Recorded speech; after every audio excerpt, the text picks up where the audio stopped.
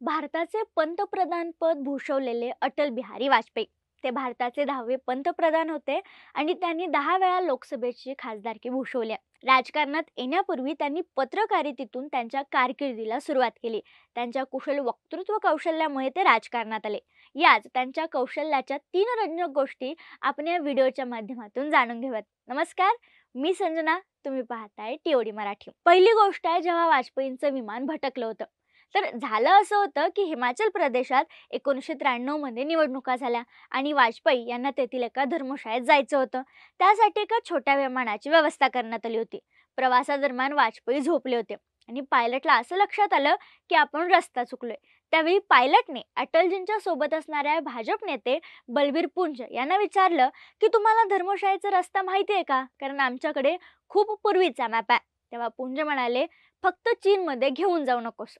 तेवढ्यात अटलजी जागे झाले आणि त्यांना घडलेला सगळा प्रकार सांगितला. तेव्हा ते म्हणाले, हे खूपच छान होईल, बातम्या प्रसिद्ध होतील की वाजपेयी मरण पावले. तुझ्यासाठी ठीक आहे, माझं काय, असे पुंज म्हणाले.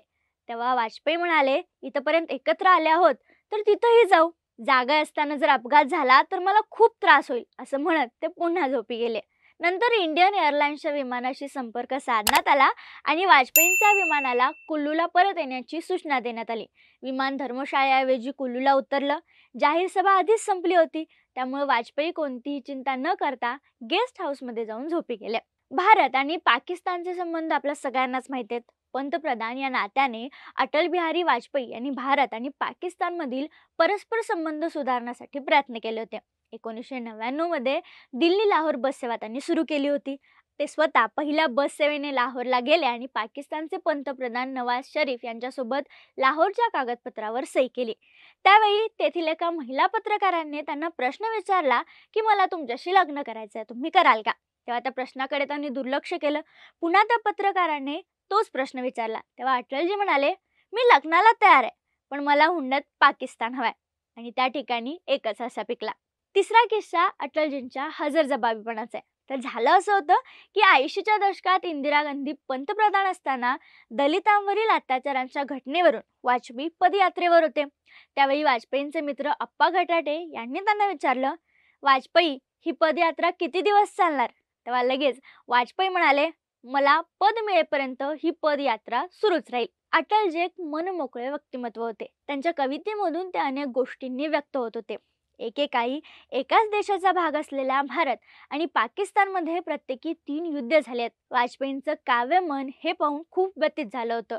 ते युद्धाच्या बाजूने नव्हते. त्यांनी आपल्या कवितेत आपला एक संकल्प लिहिला, भारत पाकिस्तान पडोसी साथ साथ रहना है, प्यार करे या वार करे दोनों को ही सहना है, 3 बार लड़ चुके लड़ाई कितना महंगा सौदा, रूसी बम हो या अमेरिके खून एक बहाना है. राजकारणी जेव्हा कवी असतो तेव्हा तो नुसता कविता लिहत नाही, तर त्या देशाच्या राजकीय इतिहासाचा एक भाग असतो. अशा वेळी कवितेबरोबरच देशाच्या आणि जगाच्या इतिहासाची झलक ही समोर येते. अटलजींच्या जीवनावर आधारित मैं अटल नावाचा एक चित्रपट देखील प्रेक्षकांच्या भेटीला लवकरच येतोय. त्यामुळे अटलजींच्या या किस्सांसोबत आपण या व्हिडिओत इथेच थांबूया.